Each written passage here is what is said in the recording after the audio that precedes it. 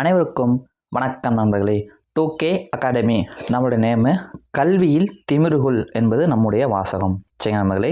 So நம்ம இந்த வீடியோவில் என்ன விஷயத்தை பற்றி பார்க்க போகிறோம் அப்படின்னு சொல்லி பார்த்தீங்கன்னா நண்பர்களே, ஒரு கவலைக்குரிய விஷயந்தான். என்ன அப்படின்னு சொல்லி பார்த்தீங்கன்னா, அதாவது 5 வருடம் 8 வருடம்லாம் படிக்கிறவங்க இருப்பாங்க. இன்னும் சொல்லி பார்த்தா நிறைய பேர் நமக்கு எப்படி தெரிய வருகிறதுனா, நம்ம கண் கூட பார்க்குறோம். சிலர் 5 வருஷமாக படிச்சுட்டு இருக்கோம் சார், நான் 2021 படிக்கிறேன், எனக்கு 2026 போச்சு, இன்ன வரைக்கும் என்னால் எக்ஸாமை கிளியர் பண்ண முடியல சார். 2018 19 குரூப் 4 படிச்சுட்டு இருக்கேன், 18 குரூப் 2 படிச்சுட்டு இருக்கேன், 19 குரூப் 1 படிச்சுட்டு இருக்கேன், ஆனால் என்னால் இன்னமும் கிளியர் பண்ண முடியல அப்படின்னு சொல்லி நிறைய பேர் நம்மகிட்ட சொல்கிறாங்க. ஸோ அது தெரிய வருகிறது. இதற்கான காரணம் என்ன? சிலர் 3 வருஷம் கூட படிச்சிருப்பாங்க, 3 அட்டம்ப்ட் கூட எக்ஸாம் கிளியர் படிச்சிருப்பாங்க. ஏன்னா போன வருஷம் 2 எக்ஸாமு, அதுக்கு முதல் வருஷம் ஒரு எக்ஸாம் இப்படி வந்துச்சு, அதனால் சார் நான் கண்டினியூஸாக 3 எக்ஸாம் எழுதினேன், ஆனால் என்னால் கிளியர் பண்ண முடியலை அப்படின்னு சொல்லி கிட்டத்தட்ட என்ன சொல்கிறது அப்படின்னா, 4-5 வருடங்களுக்கு மேலும் படித்தாலும் என்னால் வேலை கிளியர் பண்ண முடியல. அதற்கான காரணம் என்ன? நம்ம அதை எப்படி திருத்தி கொள்ளணும்? அதை திருத்தி கொண்டு நம்ம எப்படி வெற்றி அடைய முடியும்? அதைத்தான் நம்ம இந்த வீடியோ பார்க்க போகிறோம் நண்பர்களே. அதாவது அவாய்ட் திஸ் ஹேபிட் அப்படின்னு சொல்லியிருப்பேன். நம்ம இந்த தப்பு பண்ணுறோம், அதனால நம்ம வேலை கிடைக்காம இருக்கும். ஒரு 3-4 தப்பு தான் இருக்கும். இந்த தப்பை பண்ணுறனால தான் நமக்கு வேலை கிடைக்காம போகும். அந்த 3-4 தப்பை சரி பண்ணவங்க, இப்போ ஒரு ஃபஸ்ட் அட்டெம்ப்ட் எக்ஸாம் ஒருத்தவங்க அடிக்கிறாங்க அப்படின்னா, அவங்க முதல் அட்டெம்ப்ட்லாம் அந்த தப்பை பண்ணியிருப்பாங்க. அதனால் அடுத்த அட்டெம்ப்ட்டில் அதை பண்ணக்கூடாதுன்னு சொல்லி திருத்திருப்பாங்க, கரெக்ஷன் பண்ணியிருப்பாங்க. ஸோ அதனால் அடுத்த எக்ஸாம் கிளியர் பண்ணிடுவாங்க. ஆனால் நம்ம நிறைய பேர் என்ன பண்ணுவோம் அப்படின்னா, நம்ம இந்த எக்ஸாம் போச்சு, நம்ம இந்த தப்பு பண்ணோம், அதனால தான் இந்த எக்ஸாம் போச்சுன்னு தெரிஞ்சு இருந்தாலும் கூட அந்த தப்பை திருத்தணும்னு நினைப்போம், ஆனால் திருத்த மாட்டோம். அது என்னன்னு தான் இந்த வீடியோவில் பார்க்க போகிறோம் நண்பர்களே. அதனால் நான் சொல்லக்கூடிய விஷயத்தை அவாய்ட் பண்ணுங்கன்னு தான் போட்டிருப்பேன். இந்த ஹேபிட்டை விட்டுருங்க. இந்த வருஷம் எக்ஸாம்னாச்சும் குரூப் 2 ஒரு 7 மாதம் இருக்குது, குரூப் 4 ஒரு 9 மாதம், 9-10 மாதம் இருக்குது. ஸோ 9 மாதம் சரிங்களா. ஸோ இந்த வருஷமாவது நமக்கு வேலை கிடைக்கணும். அப்போ நம்ம இந்த தப்பு பண்ணக்கூடாது. என்னன்னு சொல்லி இந்த வீடியோவில் பார்க்கலாம். Analysis mistake. ஃபஸ்ட்டு விஷயம், நீங்கள் நான் இந்த வீடியோவில் சொல்லக்கூடிய தகவலை தாண்டி நீங்கள் உங்களுக்காக யோசிங்க. எல்லோரும் லைக் பண்ணிவிட்டு ஹைப் பண்ணிவிட்டு பாருங்கள் நண்பர்களே. நான் சொல்லக்கூடிய விஷயத்தை தாண்டி நீங்கள் நம்ம என்ன தப்பு பண்ணோம். சிலருக்கு 10 மார்க்கில் போயிருக்கோம், சிலருக்கு 15 மார்க்கில் போயிருக்கோம், சிலருக்கு 2 மார்க்கில் போயிருக்கோம், சிலருக்கு 1 மார்க்கில் போயிருக்கோம், வட்ட 2 மார்க்கில் போகுது சார், ஒரு மார்க்கில் போகிறவங்க இருப்பாங்க. ஸோ இதுக்கான காரணம் என்னன்றதை நீங்கள் ஃபஸ்ட்டு அனாலிசிஸ் பண்ணுங்கள். அதே டயத்தில் நான் சொல்கிறதே சேர்த்து வச்சு பாருங்கள். இந்த தப்பை திருத்திக்கோங்க, அதான் என்னுடைய கருத்து. ஸோ இந்த வருடமாக நமக்கு வேலை கிடைக்க வேணும், அந்த தப்பை திருத்தி கொள்ள வேண்டும். சரிங்க நம்மளே என்ன பண்ணணும்? ஃபஸ்ட்டு விஷயம், கன்சிஸ்டன்சியாக படிக்காமல் இருப்போம்.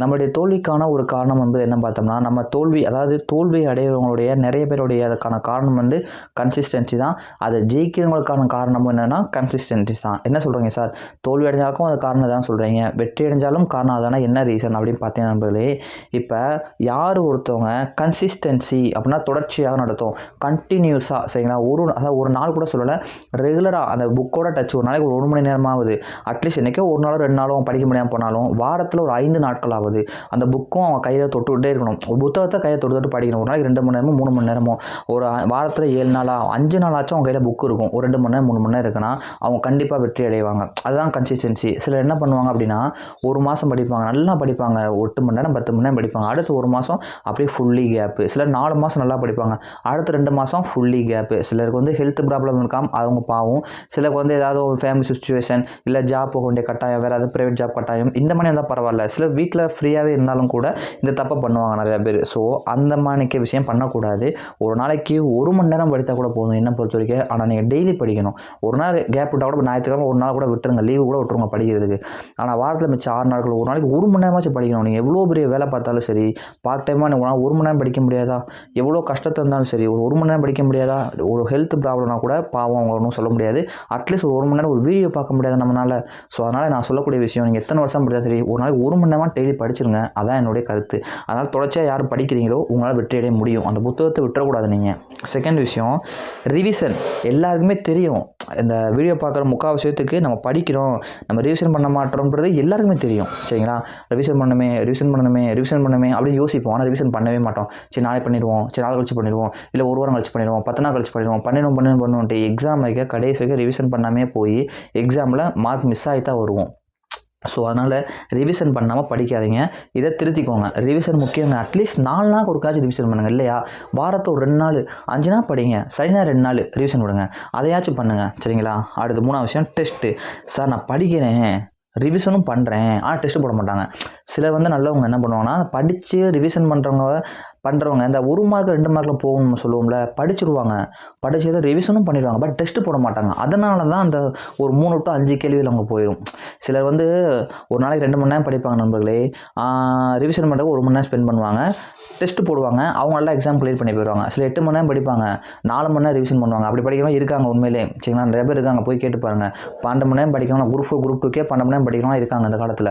ஆனால் அவங்க என்ன பண்ணுவாங்க தெரியுமா? என் ஃப்ரெண்ட்ஸே இருந்தாங்களே, காலைல 8 மணிக்கு படிக்க போவாங்க, ஒரு இடத்துக்கு படிக்க போகிறாங்கன்னா நைட் 8 மணி 8 9 மணி அங்கே தான் உட்காந்துருப்பானுங்க. வேறு வேலையே இல்லை, படிப்பு தான் அவங்களோட வேலையாக இருக்கும். ஆனால் என்ன பண்ணுவாங்கன்னா டெஸ்ட்டு போட மாட்டாங்க, டெஸ்ட்டே போடாமல் படிப்பாங்க, ரிவிஷன் பண்ணுவாங்க, கேள்வி கேட்டுக்குருவாங்க, ஆனால் ரிவிஷன் டெஸ்ட்டு போட மாட்டாங்க. ஸோ அவங்களோட மார்க்கில் ரொம்ப கம்மியாக இருக்கும். ஒரு எக்ஸாம் கிளியர் பண்ணாலும் லாஸ்ட் டே கவுன்சிலிங்காக இருக்கும். அப்படி இல்லை அப்படின்னா அவங்களோட மார்க் 1 மார்க் 2 மார்க்கில் வேலை போயிடும். ஸோ அதனால் டெஸ்ட்டு போடாமல் படிக்காதீங்க. டெஸ்ட்டு வந்து ரொம்ப முக்கியம். டெஸ்ட்டு போட்டால் மட்டும்தான் கிளியர் பண்ண முடியும். டெஸ்ட்டு போடாமல் பாஸ் பண்ணுறது ரொம்ப கஷ்டம், சரிங்களா? அடுத்து டூ இட் டோன்ட் அப்படின்னு போட்டிருப்பேன், டூ நாட் அப்படின்னு வச்சுக்கோங்க. அதாவது அது தப்புன்னு தெரியும் நமக்கு, நம்ம வந்து படிக்கிறோம், கண்டினியூஸாக படிக்க மாட்டோம், அப்படியே நம்ம படித்தாலும் ரிவிஷன் பண்ண மாட்டோம், ரிவிஷன் பண்ணலாட்டி நமக்கு மறந்து போகுது. சரி அப்போ டெஸ்ட்டு போடணும், டெஸ்ட்டு போட்டாலும் நம்ம டெஸ்ட்டில் என்ன தப்பு விட்டோம் இதை திருத்த மாட்டோம், இதெல்லாம் நம்மளுடைய தப்பு. நம்ம வந்து படிக்காமல் வந்து டயத்தை ஓட்டுறோம், ஏதாவது வெளில சுற்றுறோம், இல்லை நம்ம படிக்கணும்னு நினைக்கிறோம் ஆனால் படிக்க மாட்டோம். இந்த போல் தவறுகள் வந்து உங்களுக்கே தெரியும். நம்ம படிக்க நல்லா நமக்கு டைம் இருக்குது, நம்ம ஸ்பெண்ட் பண்ணி படிக்கலாம், ஆனால் ஃப்ரீயாக இருக்கும், படிக்க மாட்டோம், இன்ட்ரெஸ்ட் வர மாட்டேது, போர் அடிக்குது, இதெல்லாம் உங்களுக்கே தெரியும். இதெல்லாம் தப்பு. டெஸ்ட்டு போடாமல் தப்பு, ரிவிஷன் பண்ணாமல் தப்பு, சிலபஸ் வைஸ் படிக்கிறதா புக் வைஸ் படிக்கிறதா இன்னும் தெரியாமல் இருக்கிற தப்பு, இதெல்லாம் நம்ம வீடியோ கொடுத்துருக்கோம். ஆனாலும் நம்ம தப்பை திருத்திக் கொள்ள மாட்டோம், இப்படித்தான் போவோம், வருஷம் போகிறோம் அப்படின்னு நம்ம நினைக்கக்கூடாது. என்னைக்கு நாம் செய்யக்கூடிய தப்பை நம்ம திருத்துகிறோமோ அன்னைக்கு தான் நம்மளோட வெற்றி ஆரம்பமாகுது நண்பர்களே. வெற்றி ஆரம்பமாக வெற்றி உறுதி செய்யப்படுகிறது. அதனால் இந்த வீடியோ பார்த்ததுக்கப்புறம் எல்லோரும் நான் சொல்லக்கூடிய விஷயம், படிங்க, நல்லா ரிவிஷன் பண்ணுங்கள், டெஸ்ட்டு போடுங்க, உங்களுடைய தப்பை திருத்திக்கோங்க. போன எக்ஸாம் நீங்கள் என்ன தப்பு பண்ணீங்களோ அதை இந்த எக்ஸாம் பண்ணாதீங்க, உங்களுக்கு கண்டிப்பாக வேலை கிடைக்கும். தேங்க்யூ. உங்களுக்கு எதாவது டவுட்ஸ் அண்ட் கமெண்ட்ஸ், அதாவது கேள்விகள் இருந்துச்சு, ஏதாவது கருத்து சொல்லணுமா இருந்துச்சுன்னா நம்ம கமெண்ட் பண்ணுங்கள், நம்ம அதுக்கான வீடியோக்கள் கூட கொடுத்துருவோம். தேங்க்யூ. வேற ஒரு மீட் பண்ணலாம்.